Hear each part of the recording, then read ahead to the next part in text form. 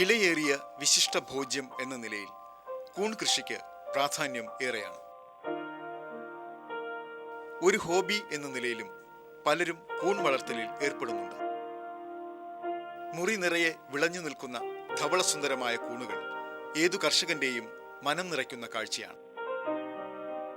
പ്രകൃതിയോട് ഇണങ്ങി ജീവിച്ച ആദിവാസികൾ പണ്ടുകാലത്തു തന്നെ ഭക്ഷ്യയോഗ്യമായ കൂണുകളെ തിരിച്ചറിയുകയും അവയുടെ വിപണന സാധ്യത പ്രയോജനപ്പെടുത്തുകയും ചെയ്തിട്ടുണ്ട്. പിൽക്കാലത്ത് നമ്മുടെ നാട്ടിലെ മുത്തശ്ശിമാർ തൊടിയിൽ വളർന്നു നിൽക്കുന്ന ഭക്ഷ്യയോഗ്യമായ കൂണുകളെ തിരിച്ചറിയുന്നതിൽ മിടുക്കുകാട്ടി. പക്ഷേ ദൗർഭാഗ്യവശാൽ നിത്യഹരിതമായ നാട്ടിൻപുറങ്ങൾ അമ്പരചുംബികൾക്ക് വഴിമാറിയതോടെ പല നന്മകളും എന്ന പോലെ കൂണുകളും ഒരു ഗൃഹാതുര സ്മരണ മാത്രമായി മാറി. പക്ഷേ ചൈന, ജപ്പാൻ എന്നീ രാജ്യങ്ങൾ കൂൺ എന്ന ഭക്ഷ്യവസ്തുവിന്റെ സ്വാദും പോഷക ഗുണവും ഔഷധമൂല്യവും വളരെ മുൻപേ മനസ്സിലാക്കി. അവിടങ്ങളിൽ വ്യാപകമായ കൂൺ കൃഷിയും നേരത്തെ തന്നെ തുടങ്ങിയിരുന്നു. യൂറോപ്പിലെ മിതശീതോഷ്ണ മേഖലയിൽ അനുയോജ്യമായ തരത്തിലുള്ള ശീതകാല കൂണുകൾ കൃഷി ചെയ്യുന്നുണ്ട്. ഏറെ വൈകിയാണ് കൂൺ കൃഷി ഇന്ത്യയിൽ പ്രചാരം നേടിയത്. കാർഷിക സർവകലാശാലയിലെ സസ്യരോഗ വിഭാഗം തലവൻ പ്രൊഫസർ MC നായരും സഹപ്രവർത്തകരുമാണ് പരീക്ഷണശാലയിലെ കൂൺ വളർത്തലിനെ കുറിച്ച് കേരളത്തിൽ ആദ്യമായി ഗവേഷണം നടത്തിയത്. തുടർന്ന് കാർഷിക സർവകലാശാല ആവിഷ്കരിച്ച് നടപ്പിലാക്കിയ വിവിധ പരിശീലന പരിപാടികളിലൂടെ കേരളത്തിലും കൂൺ കൃഷി പ്രചാരം നേടി. ഇന്ന് കൂൺ കൃഷി ഒരു പ്രധാന കുടിൽ വ്യവസായമായി മലയാള നാടിന്റെ സമ്പദ് വ്യവസ്ഥയെ തന്നെ സ്വാധീനിക്കുന്നു. കൊല്ലം ജില്ലയിലെ ഇരവിപുരത്ത് കൂൺ കൃഷിയിൽ ഏർപ്പെട്ടിരിക്കുന്ന ഒരു കർഷകനാണ് ശ്രീ അൽഫോൻസ്.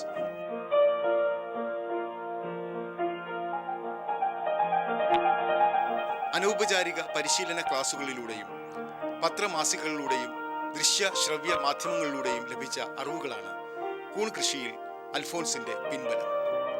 കാർഷിക സർവകലാശാലയിൽ പ്രൊഫസർ ഡോക്ടർ ഗീത റോബിൻസന്റെ നേതൃത്വത്തിലുള്ള പശ്ചിമഘട്ട വികസന പദ്ധതിയുടെ ഗുണഭോക്താവ് കൂടിയാണ് ഈ കൂൺ കർഷകൻ. പലരും കൂൺ കൃഷി തുടങ്ങുന്നുവെങ്കിലും കൂൺ പൊട്ടി മുളയ്ക്കും പോലെ തന്നെ അത് വെച്ച് നിർത്തുക എന്നൊരു പതിവാണ്. എത്ര തന്നെ പരിശീലന പരിപാടികളും ടെക്നിക്കൽ അഡ്വൈസും കൊടുത്താൽ തന്നെയും അനേകം പേർ ഇതിൽ നിന്ന് വിട്ടുപോകുന്നു. അൽഫോൻസിൻ്റെ കൃഷി രീതി കാണുകയാണെങ്കിൽ നമുക്കൊരു കാര്യം മനസ്സിലാക്കാം. വളരെ വെടിപ്പോടും ചിട്ടയോടും വളരെ ഗുണമേന്മേറിയ കൂൺ വിത്തും കൂൺ മാധ്യമം, വൈക്കോൽ, മരപ്പൊടി ഇവ ഉപയോഗിച്ചാൽ പ്രതിദിനം ഒരു വീട്ടമ്മയ്ക്കോ ജോലിയില്ലാത്ത യുവാവിനോ 2 കിലോ മുതൽ 10 കിലോ വരെ കൂൺ ഉൽപ്പാദനം ചെയ്ത് ഒരു നല്ല വരുമാന മാർഗം ഉണ്ടാക്കാം എന്നതിൽ ഒരു സംശയവുമില്ല. താൻ ഏറെ സ്നേഹിക്കുന്ന കൂണുകൾക്കായി അൽഫോൻസ് തന്റെ കിടപ്പാടം തന്നെ ഒഴിഞ്ഞുകൊടുത്തിരിക്കുകയാണ്. നിരനിരയായി നിൽക്കുന്ന ഈ തൂവെള്ള നിറമാർന്ന കൂണുകൾ നയനമനോഹരമായ ഒരു ദൃശ്യവിരുന്ന് തന്നെയാണ്. പ്ലൂറോട്ടസ് എന്ന ചിപ്പിക്കൂണും കാലോസൈബ് എന്ന പാൽക്കൂണുമാണ് ഇവിടെ കൃഷി ചെയ്യുന്നത്. കൊല്ലം മുഴുവൻ ചിപ്പിക്കൂൺ വിളവെടുക്കാം.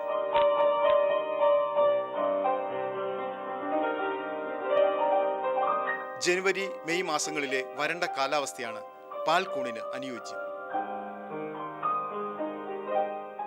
ഞാൻ ആദ്യം പരമേശ്വരൻ എന്ന് പറയുന്ന ഒരു ആളുടെ ക്ലാസ് അറ്റൻഡ് ചെയ്തു. അതിനുശേഷം ഇപ്പം ഗീത മേഡത്തിൻ്റെ വെള്ളായണി കാർഷിക കോളേജിൽ പോയി ക്ലാസ് അറ്റൻഡ് ചെയ്തു. അവിടെ നിന്നാണ് പഠിച്ചത്. മെയിനായിട്ട് കൂടുതൽ നല്ലപോലെ പഠിച്ചത് വെള്ളായണി കാർഷിക കോളേജിലാണ്. കാരണം അവിടെയാണ് അതിൻ്റെ കംപ്ലീറ്റ് പഠിപ്പിച്ചത്. വിത്ത് ഉൽപ്പാദിപ്പിക്കുന്നത് വരെ നമുക്ക് അവിടെ നിന്നാണ് അതിൻ്റെ അനുഭവം കിട്ടിയത്.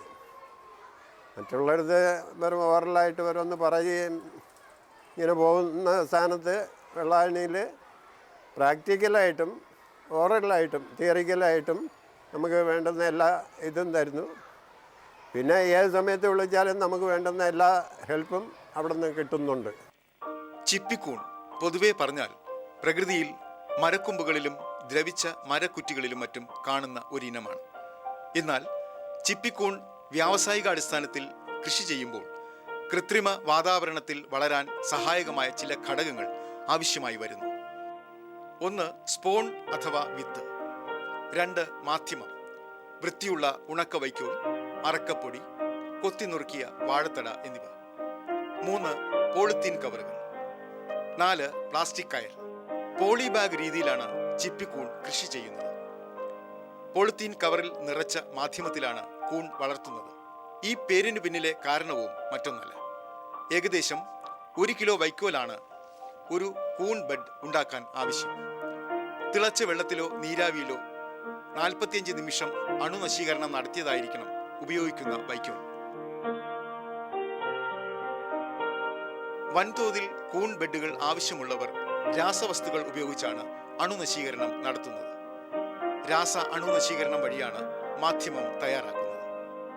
ഇതിനായി 500 ppm ഫോർമാലിനും 75 ppm കാർബൻ ഡാസിമും ചേർത്ത് ഉണ്ടാക്കുന്ന ലായനിയിൽ 18 മണിക്കൂർ മുക്കി വയ്ക്കുകയാണ് ചെയ്യുന്നത്.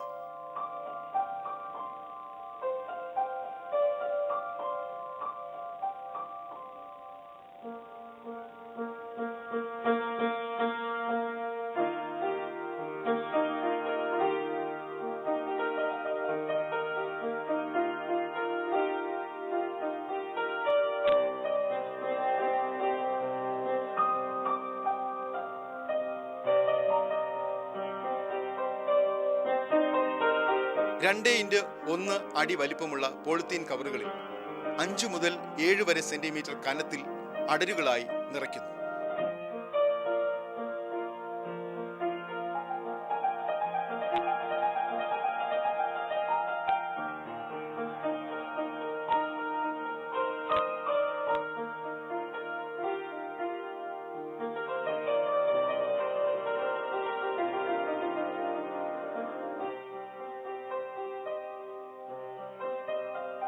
ഓരോ അടരിനും ഇടയ്ക്ക് സ്പൂണും വിതറുന്നു.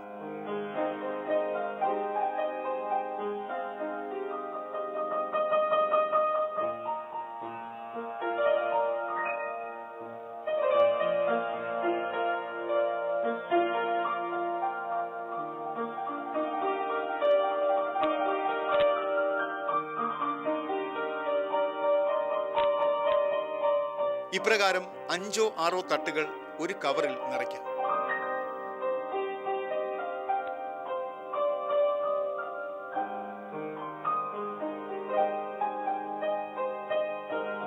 മുകളറ്റം വരെ നിറഞ്ഞാൽ കവർ മുറുകെ കെട്ടി തണുത്ത കാറ്റോട്ടമുള്ള മുറിയിൽ തൂക്കിയിടാം.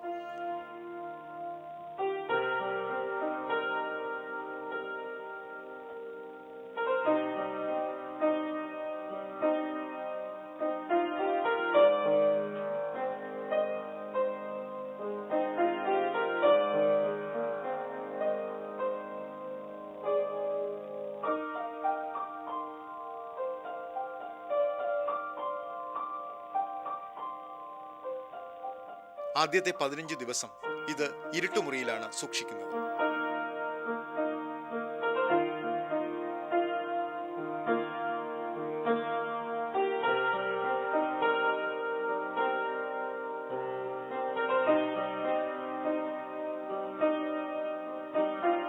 ഈ കാലയളവിലാണ് കവറുകളിൽ കുമിളുകൾ വളർന്ന് തുടങ്ങുന്നതും മാധ്യമത്തിൽ പടരുന്നതും.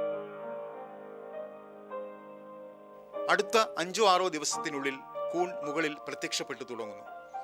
തുടർന്നുള്ള 2-3 ദിവസങ്ങൾക്കുള്ളിൽ ഇത് വിളവെടുപ്പിന് പാകമാകുന്നു.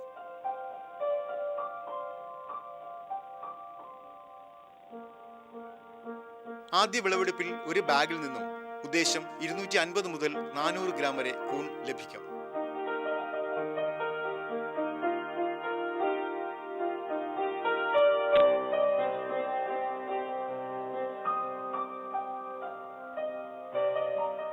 ഒന്നാം വിളവെടുപ്പിന് ശേഷം കൂൺ ബെഡുകൾ നനയ്ക്കുകയും തണുപ്പും ഉയർന്ന ആർദ്രതയും നൽകുകയും വേണം. അടുത്ത 10 മുതൽ 15 ദിവസത്തിനകം അടുത്ത വിളവെടുപ്പിന് സമയമാകും.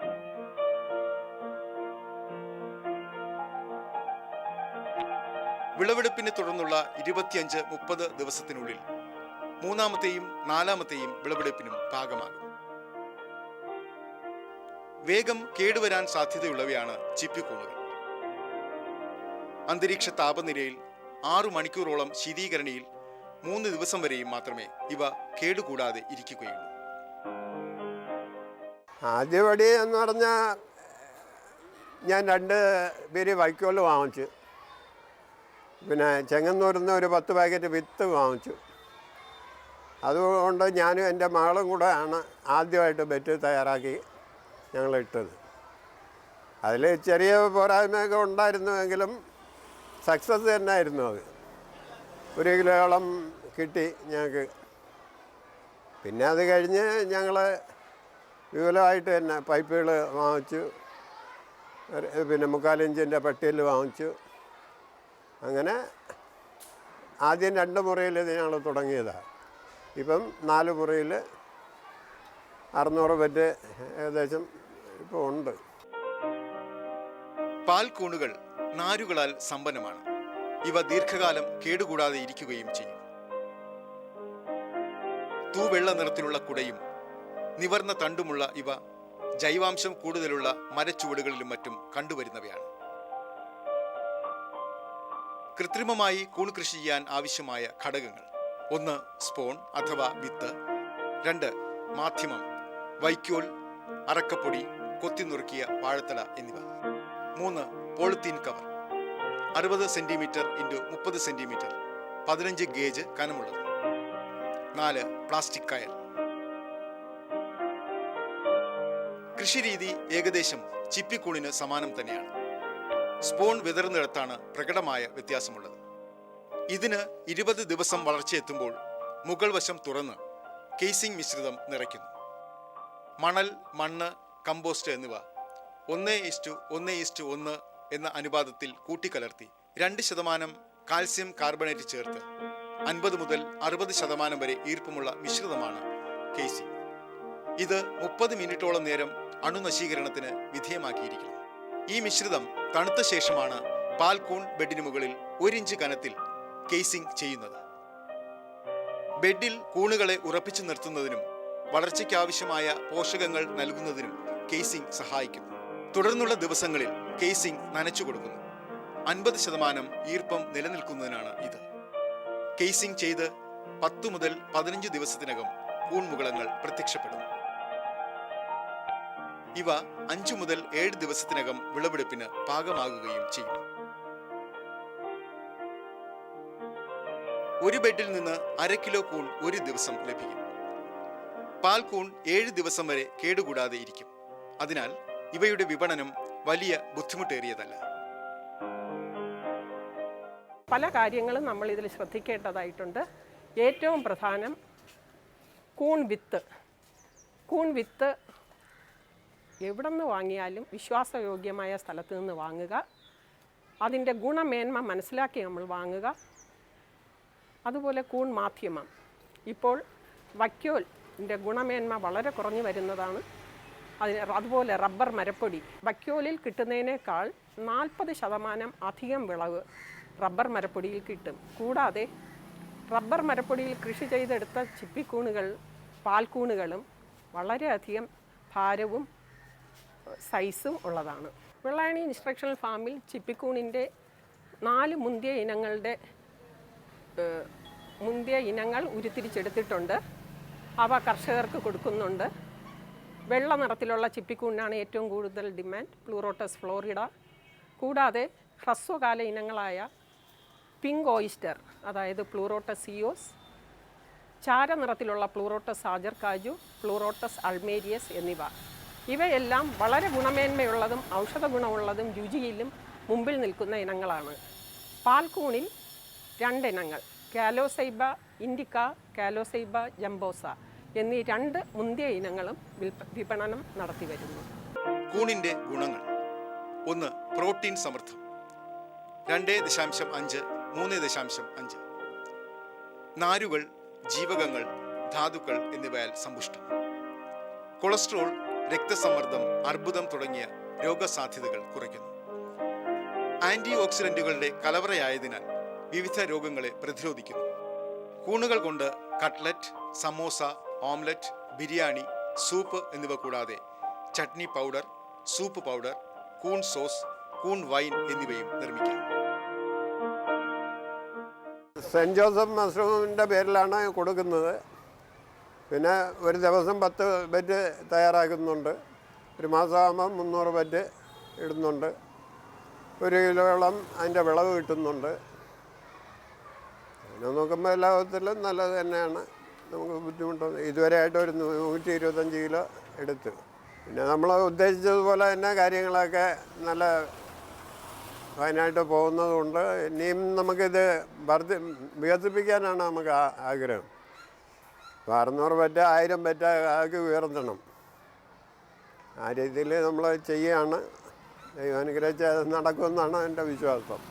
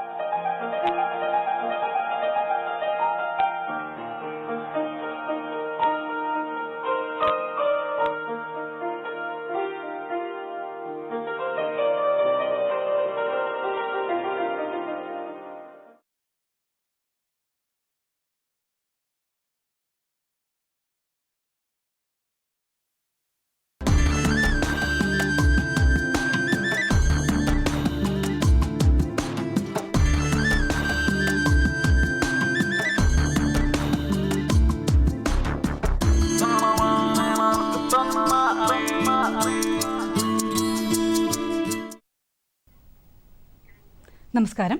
ദൂരദർശൻ കാർഷിക വാർത്തകളിലേക്ക് സ്വാഗതം. പ്രധാന വാർത്തകൾ. നാളികേര വികസന ബോർഡിന്റെ പ്രവർത്തനങ്ങൾക്ക് 107 കോടി രൂപ. സർക്കാർ ഫാമുകളിൽ കാടക്കോഴികൾ വിൽപ്പനയ്ക്ക്. വിശദമായ വാർത്തകളിലേക്ക്. കേന്ദ്ര സർക്കാർ 2014-15 സാമ്പത്തിക വർഷത്തിൽ നാളികേര വികസന ബോർഡിന് 107 കോടി രൂപ അനുവദിച്ചു. കേരകൃഷിയുടെയും വ്യവസായത്തിന്റെയും വികസനത്തിനായി നാളികേര വികസന ബോർഡ് നടപ്പിലാക്കി വരുന്ന വിവിധ പദ്ധതികളായ നാളികേര ടെക്നോളജി മിഷൻ, സമഗ്ര കേര വികസന പദ്ധതി, തെങ്ങ് പുനരുദ്ധാരണവും പുനർനടിയിലും, നാളികേര ബോർഡ് ഇൻസ്റ്റിറ്റ്യൂട്ട് ഓഫ് ടെക്നോളജിയിലൂടെ നാളികേര ഉൽപ്പന്നങ്ങളുടെ നിർമ്മാണം, ഗവേഷണം, സംസ്കരണം, സാങ്കേതിക വിദ്യ വികസിപ്പിക്കൽ, നാളികേര കൃഷി വിജ്ഞാന വ്യാപനം എന്നിവയ്ക്കാണ് ഈ തുക ഉപയോഗിക്കുക. അന്താരാഷ്ട്ര കുടുംബകൃഷി വർഷത്തിന്റെ ഭാഗമായി ചെറിയനാട് കൃഷിഭവനിൽ നിന്നും ചെറിയനാട് ഗ്രാമപഞ്ചായത്തിലെ എല്ലാ വീടുകളിലും വിവിധ തരം കാർഷിക വിളകൾ വെച്ചുപിടിപ്പിക്കുന്ന പരിപാടിക്ക് തുടക്കം കുറിച്ചു. ഇതിനോടനുബന്ധിച്ച് വാഴക്കന്നുകൾ, കുരുമുളക് തൈകൾ, ഗ്രാഫ്റ്റഡ് ജാതി തൈകൾ, പച്ചക്കറി തൈകൾ എന്നിവ കൃഷിഭവൻ വഴി സൗജന്യമായി വിതരണം ചെയ്യും. സംസ്ഥാന ഹോർട്ടിക്കൾച്ചർ മിഷന്റെ സഹായത്തോടെയാണ് പദ്ധതി നടപ്പിലാക്കുന്നത്. താൽപര്യമുള്ളവർ ചെറിയനാട് കൃഷിഭവനുമായി ബന്ധപ്പെടേണ്ടതാണ്. കേരളത്തിന്റെ കാലാവസ്ഥയ്ക്ക് അനുകൂലമായ ചെറുധാന്യങ്ങളുടെയും നിലക്കടല, ഉഴുന്ന്, ചെറുപയർ, എള്ള്, മുതിര എന്നിവയുടെയും വിത്തുകൾ നാഷണൽ സീഡ്സ് കോർപ്പറേഷന്റെ തിരുവനന്തപുരം, പാലക്കാട് ഓഫീസുകളിൽ ലഭ്യമാണ്. കൂടുതൽ വിവരങ്ങൾക്ക് വിളിക്കേണ്ട ഫോൺ നമ്പറുകൾ: തിരുവനന്തപുരം 0471 235 6124, പാലക്കാട് 0491 256 6414. സർക്കാർ ഉടമസ്ഥതയിലുള്ള ഫാമുകളിൽ നിന്നും കർഷകർക്ക് കാടകളെ ലഭ്യമാണ്. Mannuthy veterinary university poultry farm, Kozhikode Chathamangalam regional poultry farm, Chengannur central hatchery എന്നിവിടങ്ങളിലാണ് കാടകളെ ലഭ്യമാക്കുക. കൂടുതൽ കാടകളെ ആവശ്യമുള്ളവർ മുൻകൂട്ടി ബുക്ക് ചെയ്യേണ്ട ഫോൺ നമ്പറുകൾ: മണ്ണുത്തി 0487 236 70344, ചാത്തമംഗലം 0495 228 7481, ചെങ്ങന്നൂർ 0479 245 2277. കർഷക പെൻഷൻ ലഭിച്ചുകൊണ്ടിരിക്കുന്ന കർഷകർ ഈ മാസം 31 മുൻപ് രജിസ്ട്രേഷൻ പുതുക്കണമെന്നും അല്ലാത്തപക്ഷം തുടർന്ന് പെൻഷൻ ലഭിക്കില്ലെന്നും തൃക്കോവിൽ വട്ടം കൃഷിഭവൻ ഓഫീസർ അറിയിച്ചു. കൂടാതെ ഗ്രോ ബാഗുകൾ ലഭിച്ച കർഷകർ തുടർന്നുള്ള ആനുകൂല്യത്തിനും ഈ മാസം 31 മുൻപ് അപേക്ഷ നൽകണം. കൃഷിവകുപ്പിന്റെ ഫാമുകളിൽ ഉൽപ്പാദിപ്പിച്ച ഗുണമേന്മയുള്ള തെങ്ങിൻ തൈകൾ, കുരുമുളക് വള്ളികൾ, ടിഷ്യൂ കൾച്ചർ വാഴത്തൈകൾ തുടങ്ങി വിവിധ ഇനം നടീൽ വസ്തുക്കളുടെ വിതരണം തിരുവനന്തപുരം ജില്ലയിലെ കൃഷിഭവനുകളിൽ ആരംഭിച്ചു. കർഷകർ കൃഷിഭവനുമായി ബന്ധപ്പെട്ട് നടീൽ വസ്തുക്കൾ കൈപ്പറ്റണമെന്ന് ജില്ലാ കൃഷി ഓഫീസർ അറിയിച്ചു. നാളികേര വികസന ബോർഡിന്റെ നേര്യമംഗലം വിത്തുൽപാദന തോട്ടത്തിൽ നല്ല ഇനം തെങ്ങിൻ തൈകൾ ലഭ്യമാണ്. അത്യുൽപാദന ശേഷിയുള്ള ഹൈബ്രിഡ്, നാടൻ, ചാവക്കാട് ഓറഞ്ച് കുറിയ ഇനം, പച്ചയിനം, മലയൻ പച്ചക്കുറിയ ഇനം എന്നിവയുടെ തൈകളാണ് ഇപ്പോൾ ലഭ്യമായിട്ടുള്ളത്.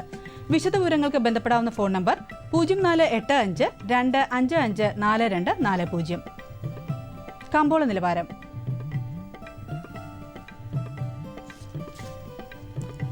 വെളിച്ചെണ്ണ കൊച്ചി 15,100 രൂപ, വെളിച്ചെണ്ണ കോഴിക്കോട് 15,700, തൃശൂർ 15,100, കൊപ്ര Kochi 10,400, Kozhikode 10,425, Thrissur 10,075.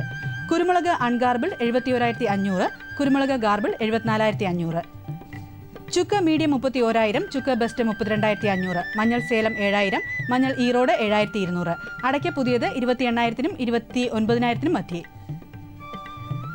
Kochi rubber RSS 5 grade 13,300 രൂപ, rubber RSS 4 grade 14,100. Kottayam rubber RSS 5 grade 13,400 രൂപ, റബ്ബർ RSS 4 ഗ്രേഡ് 14,100. കമ്പോള നിലവാരം കൊച്ചിയിൽ. വെളിച്ചെണ്ണ 15,100, കൊപ്ര 10,400, പിണ്ണാക്ക് എക്സ്പെല്ലർ 2,100, പിണ്ണാക്ക് റോട്ടറി 3,000, കുരുമുളക് അൺഗാർബിൾ 71,500, കുരുമുളക് ഗാർബിൾ 74,500. ചുക്ക് മീഡിയം 31,000, ചുക്ക് ബെസ്റ്റ് 32,500, മഞ്ഞൾ നാടൻ 6,200, അടയ്ക്ക പുതിയത് 28,000-നും 29,000-നും മധ്യേ. ജാതിക്ക തൊണ്ടൻ കിലോഗ്രാമിന് 225-നും 275-നും മധ്യേ. ജാതിക്ക തൊണ്ടില്ലാത്തത് 450-നും 500-നും മധ്യേ. ജാതിപത്രി 750-നും 900-നും മധ്യേ. ഗ്രാമ്പു 900-നും 1,050-നും മധ്യേ. Rubber RSS 5 13,300, rubber RSS 4 14,100, ഒട്ടുപാൽ 9,200, latex 10,100. കമ്പോള അവലോകനം. വിദേശ മാർക്കറ്റുകളിൽ റബ്ബർ തിരിച്ചുവരവിന്റെ സൂചനകൾ പുറത്തുവിട്ടത് ആഭ്യന്തര റബ്ബർ വില ഉണർത്തുമെന്ന പ്രതീക്ഷയിലാണ് ഉൽപ്പാദകർ. മധ്യ കേരളത്തിൽ നിന്നുള്ള ഷീറ്റ് നീക്കം ചുരുങ്ങിയെങ്കിലും പ്രമുഖ മാർക്കറ്റുകളിൽ റബ്ബർ സ്റ്റഡി നിലവാരത്തിലാണ്. കുരുമുളക് കർഷകരും സ്റ്റോക്കിസ്റ്റുകളും ഓഫ് സീസണിലെ വൻ വില പ്രതീക്ഷിച്ച് ചരക്ക് പിടിച്ചതോടെ ടെർമിനൽ മാർക്കറ്റിലേക്കുള്ള മുളവ് വരവ് കുറഞ്ഞു. വിദേശ രാജ്യങ്ങളിൽ നിന്ന് ഉൽപ്പന്നത്തിന് ആവശ്യക്കാരില്ലെങ്കിലും ആഭ്യന്തര അന്വേഷണങ്ങൾ നിലനിന്നു. റംസാൻ ഡിമാൻഡ് മുന്നിൽ കണ്ട് ഉത്തരേന്ത്യക്കാർ ഉയർന്ന അളവിൽ ഏലക്ക ശേഖരിച്ചു. പെരുന്നാൾ അടുത്തതോടെ ലേലത്തിനെത്തുന്ന ചരക്കിന് ഡിമാൻഡ് ഏറി. നെടുങ്കണ്ടം ലേലത്തിൽ മികച്ചിനം ഏലത്തിന് 1,040 രൂപ ലഭിച്ചു. നാളികേര ഉൽപ്പന്നങ്ങളുടെ വിലയിൽ മാറ്റമില്ല. കൊച്ചി, കോഴിക്കോട്, തൃശൂർ മാർക്കറ്റുകളിൽ എണ്ണ, കൊപ്ര വിലകൾ സ്റ്റഡി. കാലാവസ്ഥ. കണ്ണൂർ കൂടിയ താപനില 30.2 ഡിഗ്രി സെൽഷ്യസ്, കുറഞ്ഞ താപനില 23.2 degree Celsius. Kozhikode 28.5, 23. Kochi 31.8, 23.8. Alappuzha 31.2, 24.1. Punalur 32.8, 22.2. Thiruvananthapuram 31.1, 24.7 degree Celsius.